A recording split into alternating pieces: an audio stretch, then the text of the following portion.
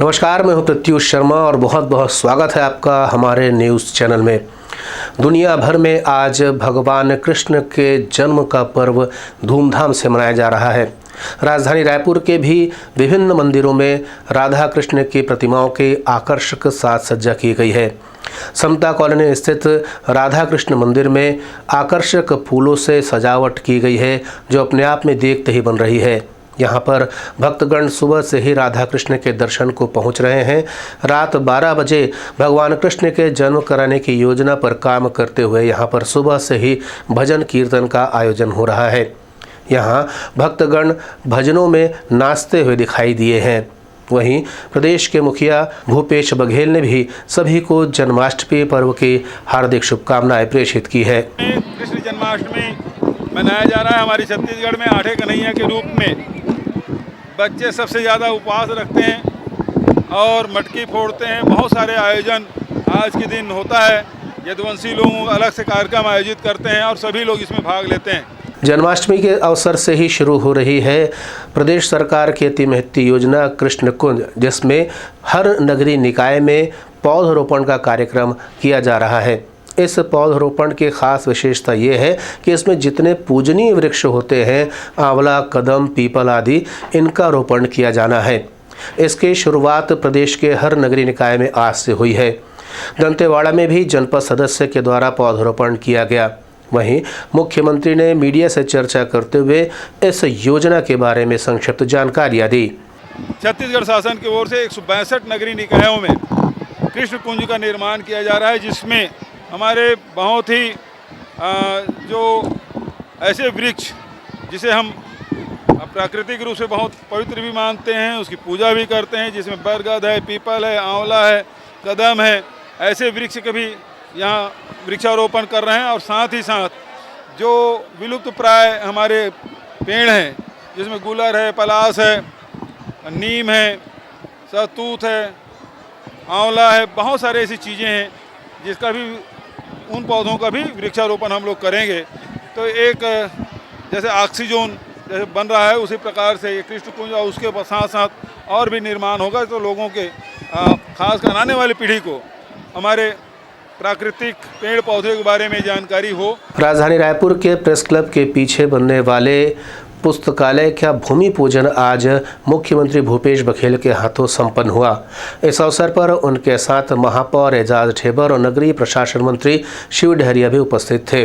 इसके बाद में मुख्यमंत्री पत्रकारों के रूबरू कार्यक्रम में शामिल हुए, जहां उन्होंने पत्रकारों के सवालों का जवाब दिया।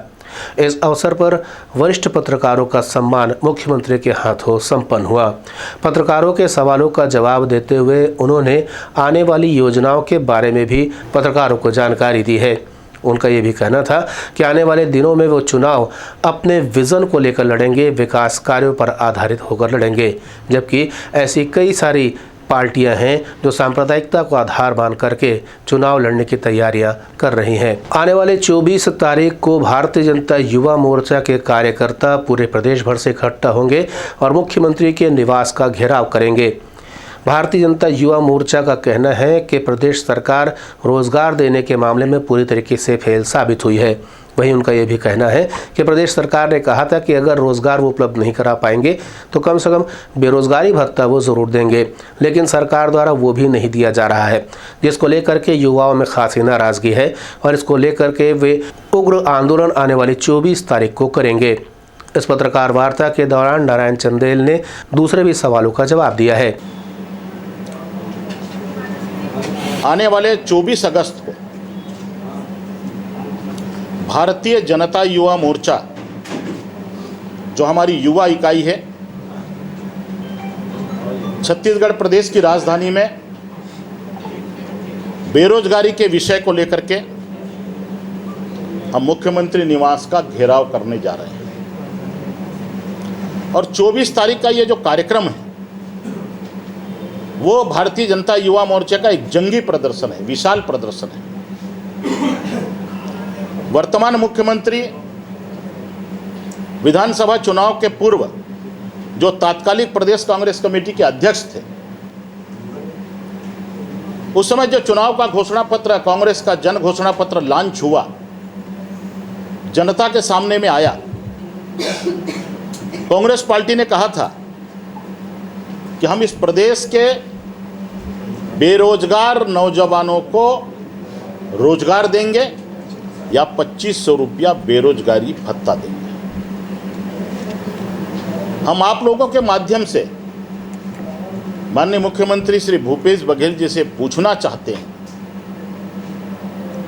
कि प्रदेश की जनता के सामने में बेरोजगारी के विषय पर श्वेत पत्र जारी करें कि कितने पंजीकृत बेरोजगार इस प्रदेश में हैं, कितने बेरोजगार नौजवानों को किस किस जिले में, किस किस ब्लॉक में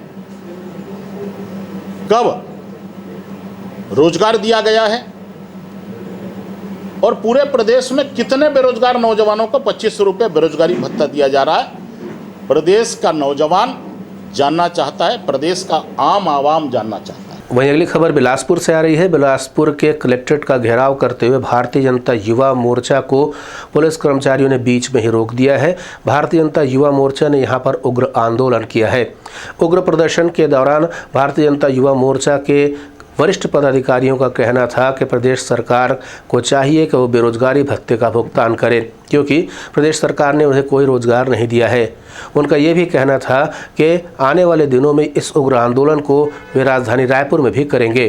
2018 में जब विधानसभा के चुनाव हुए, चुनाव से पूर्व प्रदेश कांग्रेस के बड़े बड़े नेता, जिसमें स्वयं वर्तमान के मुख्यमंत्री भूपेश बघेल जी सहित इनके राष्ट्रीय नेता माँ गंगा जल को अपने हाथ में लेकर बहुत सारे लुभावने वादे छत्तीसगढ़ की जनता के लिए किए थे।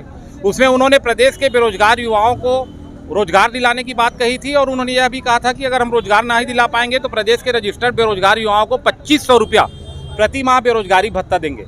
आज दिसंबर में अगर हम देखेंगे तो 4 वर्ष इस प्रदेश की सरकार को है।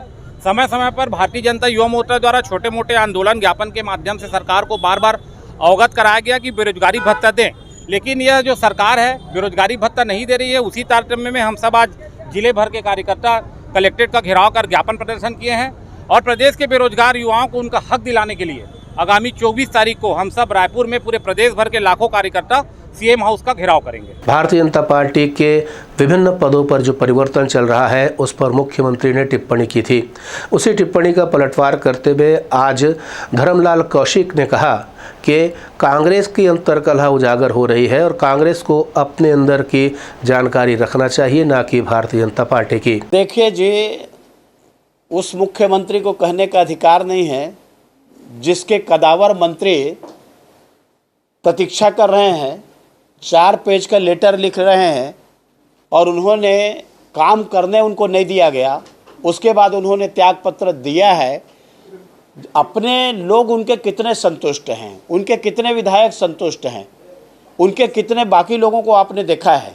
और जिस प्रकार से उनके सरकार में अंतरकलह विस्फोटक स्थिति में है और उजागर होने लगी है, तो मुझे लगता है कि आप दूसरे के ऊपर कीचड़ उखाड़ने का काम या पत्थर फेंकने का काम ना करें, क्योंकि आपके दल में और आपके दलगत राजनीति में क्या स्थिति है अब छत्तीसगढ़ में छिपा हुआ नहीं है। आज की खबरों में इतना ही। नए नए समाचारों के साथ आपसे फिर होगी मुलाकात। तब तक देनुमति, नमस्कार।